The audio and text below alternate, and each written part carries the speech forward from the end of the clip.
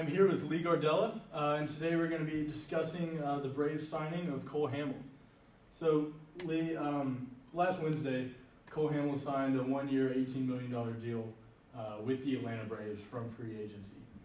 So what, in your mind, is the biggest implications that this will have on the Braves this year? Yeah, this will have a big effect on the Braves. I mean, they have a very close division with the Phillies and Nationals there. The Phillies recently just signed an ace themselves, and the Nationals just re-signed Strasburg, who many consider an ace as well. And the Braves have really been lacking this as a team. And so this $18 million signing, yes, it's a lot of money, gives them that ace, and helps them compete against these two other teams, which is going to be a very tight division race. Right, and you mentioned, gives them that ace. The ace for the Braves this past season, Mike Sorokin, of course he's still there, along with Max Fried, Mike Foltynewicz, and Sean Newcomb will likely move back into the starting rotation after being sent out to the bullpen this past year. And so, even with these, it seems, star pitchers that the Braves have, and certainly all-stars in the past and most likely future, even though, Dallas Keuchel will likely be leaving this year. It'll be a huge piece, would you agree, to add to the Braves' starting rotation? Yeah, I totally agree with that. I think every team out there that's trying to make a run to the playoffs and to the championship too, like the Braves are trying to do, you need a nice balance. And the Braves are a team that's very up and coming and young. And you can see in their fielding, they have two star young players. But to be reined in and to better understand the dynamics of baseball, the professionalism and coming in day out, the Braves had some veterans in that team. They had, Josh Donaldson, who really, was the mentor towards them. And so with this starting rotation is that 5 years from now, it's going to be hands down the best starting rotations in baseball. But right now, those guys are young guys, and they need that guy out there to be their mentor. And Cole Hamels has come in, day out, for the last 10 years in baseball for any team out there, and prove that he can get it done and really be that mentor. And so I think it's going to be more than just his stats on the baseball field, but outside the baseball field too. That's going to really prove that $18 million is worth it. Right. And you mentioned the young players for the Braves.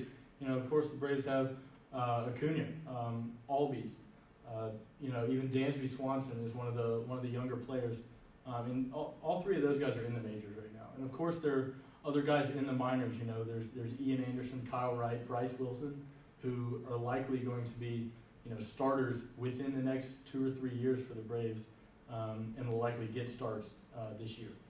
So what is the importance of this being a one-year contract for Cole Hamels with those young arms that are on the up and coming in the Braves farm system? Yeah, the one good thing with a one-year deal, so there's always a trade-off. Normally with a one-year deal, you have to pay more money for that 1 year, but there's less liability there. I mean, if he doesn't pan out for the team, it's 1 year. He's done. He's gone.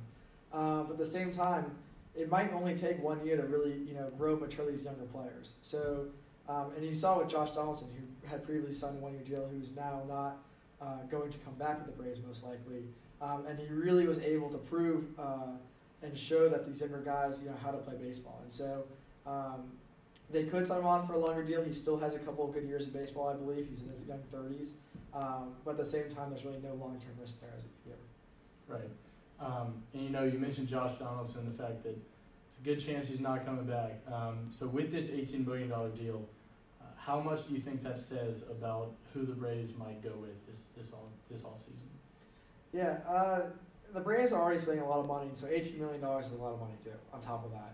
And so it's really going to limit their ability to really go out there and get a top-tier third baseman to replace Donaldson. I mean, you could put Donaldson up there as top tier, and so that's why they haven't re-signed him yet. So they're either going to have to really look middle market to find someone who's probably in his late 20s, out there, proved himself to be a decent player. And you're going to know what you're going to get out there, but nothing special.